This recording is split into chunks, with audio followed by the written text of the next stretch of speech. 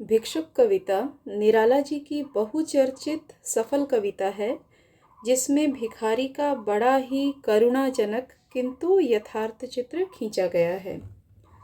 कविता की पंक्तियां इस प्रकार हैं। वह आता दो टूक कलेजे के करता, पछताता पथ पर आता। पेट पीठ दोनों मिलकर हैं एक, चल रहा लकुटिया टेक। मुट्ठी भर दाने को, भूख मिटाने को, मुंह फटी पुरानी झोली का फैलाता। दो टूक कलेजे के करता, पछताता पथ पर आता। कवि कहते हैं कि उन्होंने सड़क पर आते हुए एक भिखारी को देखा। वह भोजन के अभाव तथा चिंता से बहुत कमज़ोर हो गया है, इतना कमज़ोर कि उसका खाली पेट पीठ से लगा हुआ सा दिखता है। वह इतना कमज़ोर है कि उससे लाठी के सहारे के बिना चला भी नहीं जा रहा। वह उसे टेकता चल रहा है, लाठी टिका कर चल रहा है। शायद उसकी लाठी की आवाज़ से किसी दयावान का ध्यान उसकी दुर्दशा की ओर खिंच जाए।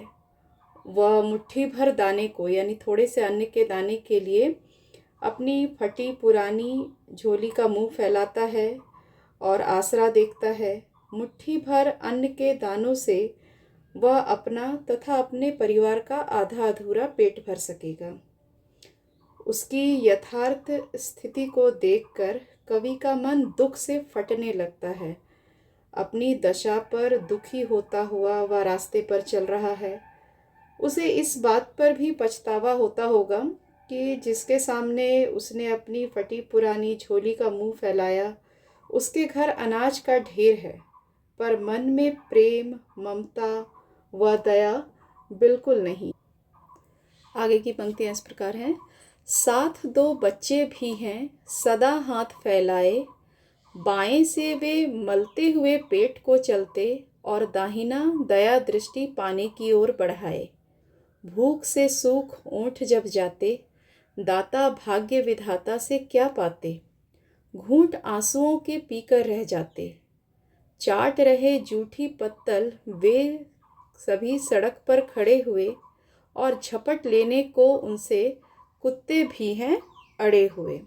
तो यहाँ कवि कह रहे हैं कि भिक्षुक जो है वो अकेला नहीं है, उसके साथ दो बच्चे भी हैं और उनका दाहिना हाथ हमेशा फैला ही रहता है कि कोई शायद दयावान व्यक्ति उन पर तरस खाकर उन्हें कुछ दे दे। वे बच्चे उल्टे हाथ से, यानी बाएं हाथ से अपना पेट मलते हुए चल रहे हैं। इसके दो कारण हो सकते हैं। एक तो शायद वो अपनी भूख को दबाने की कोशिश कर रहे हैं, या दूसरी वे इशारे से अपनी भूख को प्रदर्शित कर रहे हैं, यह सोचकर कि उनका यह संकेत शायद किसी के मन में दया का भाव जगा दे और उन्हें कुछ मिल जाए। भूखे रहते हुए उनके होंठ जो सूख जाते हैं, उन पर पपड़ी जम जाती है, तो वो अपने भाग्य निर्माता से अर्थात ईश्वर से भूख, तृष्णा, अपमान, पथराई आंखें, सूखा शरीर और समाज की उपेक्षा के अतिरिक्त क्या पाते हैं। अतः वे अपमान और दुख के आंसुओं के घूंट को पीकर रह जाते हैं। वे अपने दुख को अंदर ही अंदर दबा लेते हैं। उनकी स्थिति में सच्चाई है। यही कारण है कि उनकी दीनहीन दशा से कवि का हृदय दुख से भर जाता। कवि कहते हैं कि भूख मनुष्य से कुछ भी करा सकती है। भूख की असहनीय दशा में भिक्षुक तथा उसके बच्चे सड़क पर जूठी पत्तलें ही चाटने लगते हैं। उन पत्तों से भूख तो नहीं मिट सकती, पर थोड़ी हिम्मत जरूर मिल सकती है।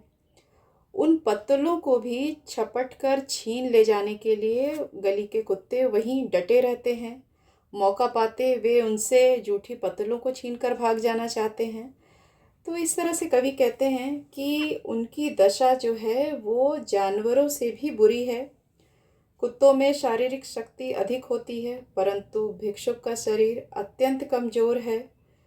कवि अपनी सांत्वना से उन्हें सराबोर कर देना चाहते हैं और कहते हैं, ठहरो, अहो मेरे हृदय में है अमृत, मैं सींच दूंगा।